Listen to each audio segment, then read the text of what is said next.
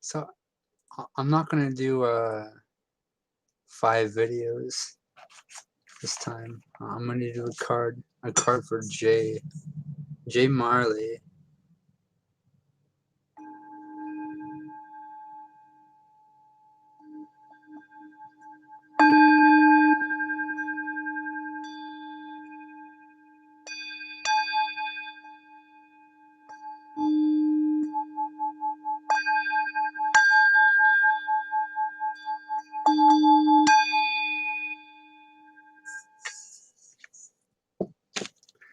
Because the challenge was sent. I don't know if it was accepted, but like Jay, if you think you can handle, like, challenge was sent. Like, I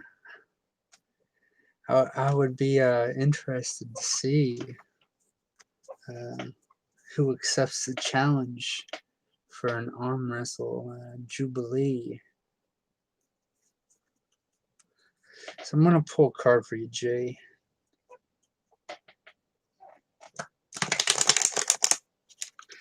Not necessarily correlated with this, but it's all interconnected.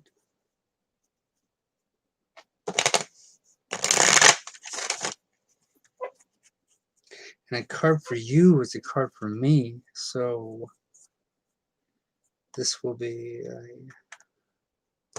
very interesting insight into the inner depths and realms, the esoterics of a co-created, a collective reality, a mentality that is shared.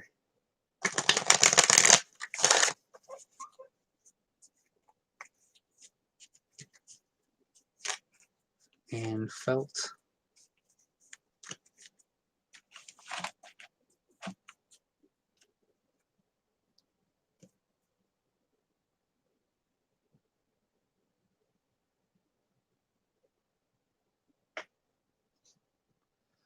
That is one I just pulled not too long ago for someone, the Four of Pentacles.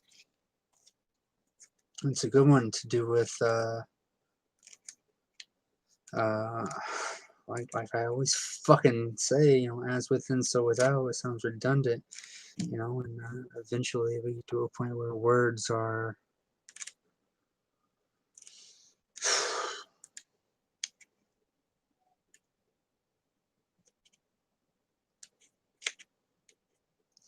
a slower process. And it's why we have to be very clear with our wording, with our wordage, with our swords.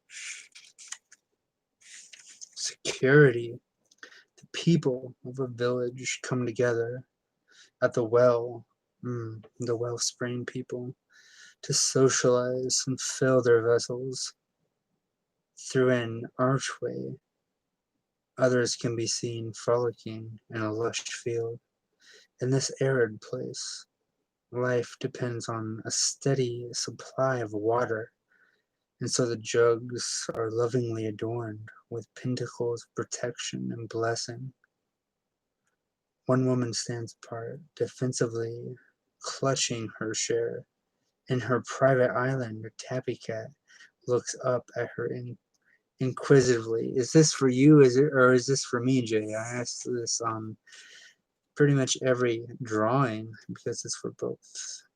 This card shows different ways of providing for oneself, from a healthy impulse towards survival and self-nurturance to an over-reliance on material things.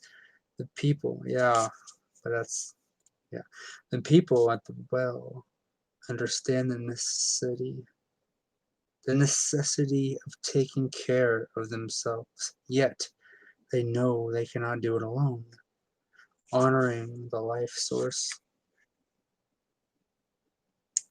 that sustains them, they are able to give with generosity and receive with gratitude.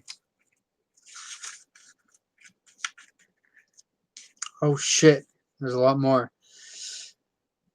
Then we have the miser clinging jealously to what is hers. She fails to see her interdependence with the rest of the tribe, that her own survival and well-being are intimately bound with others. Mistrusting, even amid abundance, she hoards her possessions and becomes a slave to them. The Four of Pentacles reminds us not to depend on what we own for our sense of security. The pursuit of material gain alone is barren and destructive to both individuals and the larger organism of life, micro and macro. A culture that has survived for so long in the desert knows that the best insurance is the love and support of community. Desert. Now, not just desert, all life. If one falls, the others will be there to support them. This true wealth can't be hoarded. This card may represent a time when survival instincts are needed. A genuine danger to your security could be at hand. When is this not the case, though? So clever. Stewardship of resources is important. At the same time, don't let irrational fears for deprivation take over. You're being asked to honestly examine your relationship with money and possessions, to examine your relationship with all things, and to realize that there is no degree of separation. Recognize and appreciate the forces that sustain your life. Failure to do so brings stagnation and an ironic scarcity of funds.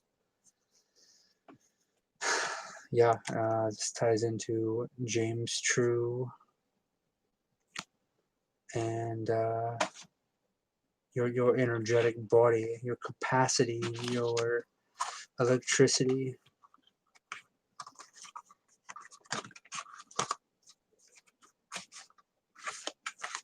A recognition.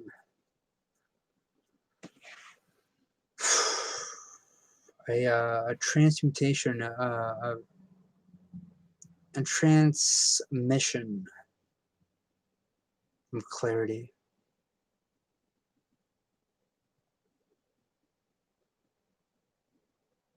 Grounding is going to be of great and vital importance. So realize where you can ground, how you can ground, why you need to ground, what is natural, what is supranatural, what is unnatural, as in an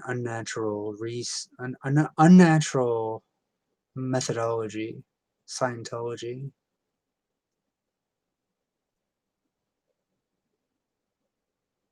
Because yes, all is of nature, all is of source, origin point, divine intellect, mind, but it doesn't necessarily mean that all is of benefit. So recognize the distinction between what is of a template of support and a template of parasitic and vampiric quality, and adjust accordingly.